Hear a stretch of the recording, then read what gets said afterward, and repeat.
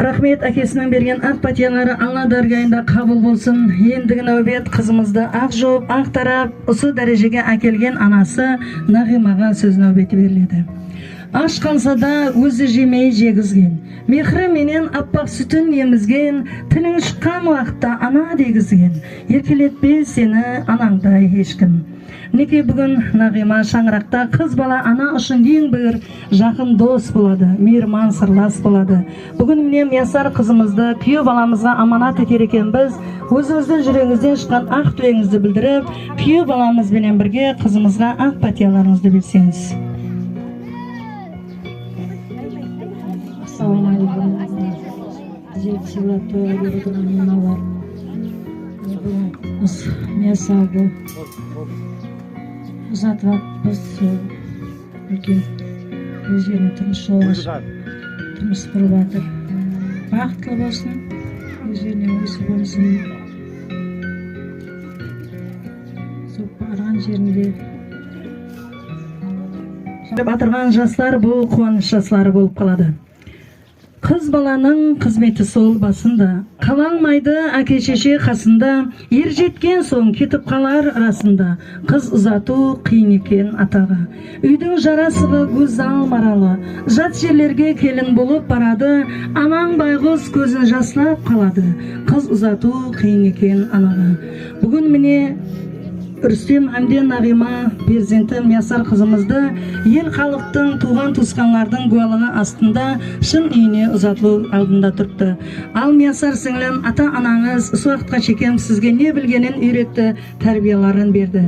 Бүгін міне өзге шаңыраққа, сырын білмеген шаңыраққа қадем таслау алдында тұрсаң, соның үшін барған шаңырағыңда сізді сынайды. Сол сынақлардан сүрінбей өту үшін анаңның берген ақ патияларын, анаңның берген тәрбиясын барған шаңырағыңда қызметіңмен көрсеткейсің.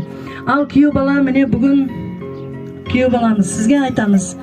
Күйеу баламыз міне бүгін қызымыздың анасы Нағима сізге осы қызымызды аманат етіп тапсырады. Әрбір шаңырақта перзент атаға сүйеніп жасайды. Бүгін міне Сенген Асқар тауы Рүстемне қызымыз Миясарды сізге аманат етеді. Соның үшін ендігі жағында барған шаңырақта осы қызымызды қоллап қуатлап, осы қызымыздың көзінен жас ақтырмау енді сіздің қолыңызда. Оқып атырған оқуларыңыздың налары екеуіңізге бұйырсын деп қаламыз. Ал сіңлім барған шаңырағында ата анаңды сағынасаң, сол сағынған кезіңде қайын атаң әкеңдей, қайын енең анаңдай мейірман болсын. Бүгін міне уақытқа шекем анаңыз Нағима сізге не білгенін үйретіп, тәрбияларын берді. Енді барған шаңырақта сіздің анаңыз қайын енеңіз болады. Соның үшін қайын енең менен жақсы болуға әрекет еткейсің. Анаңды қандай көретұғын болсаң, барған шаңырақта қайын енеңді сондай көргейсің. Сол уақытта сол шаңыраққа қызы ретінде қабыл етілесің. Бүгін міне ата анаң сізге арнап сауға саламларын беріп, халқымыздың миллилігін жойтпайын деп хаужарлар айттырып той беріп атырыпты. Осы хаужар қосығындай өміріңіз ұмытылмастай мазмұны болып өтсін деп қаламыз. Екеуіңізге сабырлы болуды тілейміз. Себебі тұрмыстың ащы дұшылары болады. Соған шыдап білсеңіз, ертеңгі күні үлкен шаңырақ болуға әрекет етесіз. Ендігі нәубет қызымызға арналған хаужар қосығына беріледі. Хаужар қосығы уақытында жасылкен аналарымыз келіп қызымыздың маңлайынан сүйеміз. Соңынан қызымыздың достары, туған туысқандар қызымызбенен көрісіп, қызымызды шын үйіне ұзатып саламыз. Пана болар ай қызым, барған жерде қайменен ана болар ай қызым. Туысқандар келеміз.